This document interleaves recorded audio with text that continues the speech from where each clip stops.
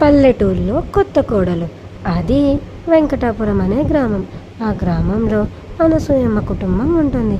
అనసూయమ్మకు 2 కోడళ్ళు. రెండో కోడలు కొత్తగా వచ్చి ఉంటుంది. దానివల్ల కొత్తగా వచ్చిన రెండో కోడలు లేచి నిలబడి అంతా చూస్తూ ఉంటుంది. కానీ పెద్ద కోడలు మాత్రం ఉదయాన్నే లేచి ఇంటి ముందు కల్లాపి చల్లి ఇంకా ఇంటి ముందు శుభ్రం చేస్తూ చిన్న కోడలతో ఇలా మాట్లాడుతుంది. నువ్వు వచ్చి కొద్ది రోజులే కదా అయ్యింది, చిన్న చిన్నగా మెల్లమెల్లగా అన్ని పనులు నేర్చుకుందువు కానీలే, సరేనా సుమతి అని చెప్పి పెద్ద కోడలు అంటుంది. అప్పుడు సుమతి ఇలా సమాధానం ఇస్తుంది.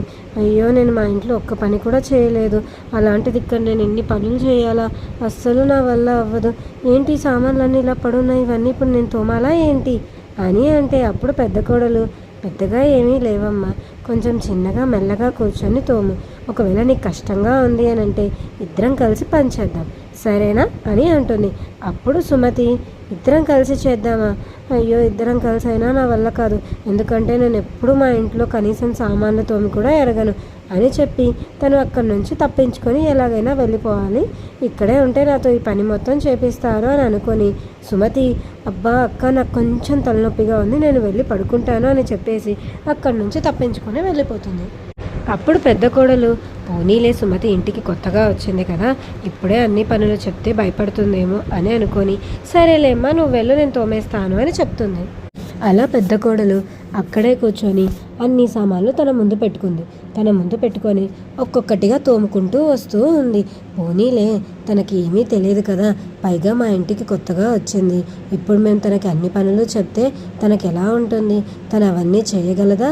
లేదు కదా, నేనే కొంచెం అర్థం చేసుకోవాలి, నేను కొత్తగా వచ్చినప్పుడు నాకు కనీసం ఇక్కడ సహాయం చేయడానికి కూడా ఎవరూ లేరు, కానీ సుమతికి నేను ఉన్నాను, కనీసం చిన్న చిన్న విషయాల్లో అన్నా తనకి సాయం చేయాలి.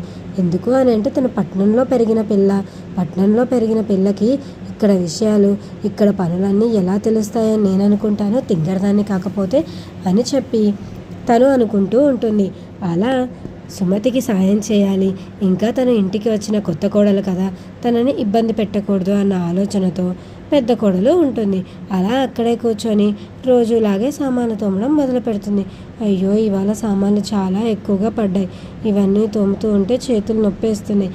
పాపం సుమతి ఇవన్నీ చూసి భయపడినట్టుగా ఉంది. ఒక పని చేస్తాను, రేపటి నుంచి సామాన్లు తోమే పని తనకి చెప్పానులే, చిన్న చిన్న పనులు చెప్తాను. ఎందుకు అని అంటే ముందే పెద్ద పెద్ద పనులన్నీ చెప్పేస్తే మనం ఆ పిల్ల భయపడి ఇక్కడ నుంచి వెళ్ళిపోవాలి అని అనుకుంటుంది. కాబట్టి ముందుగా చిన్న చిన్న పనులు చెప్పి అలవాటు చేద్దాం అని అనుకుంటుంది పెద్ద కోడలు. అలా సుమతికి ఎలా అయినా ఇంటిని కొంచెం బాగా అలవాటు చేసి తన ఇల్లు అని మనసులో తనకు అనిపించే భావన రావాలి.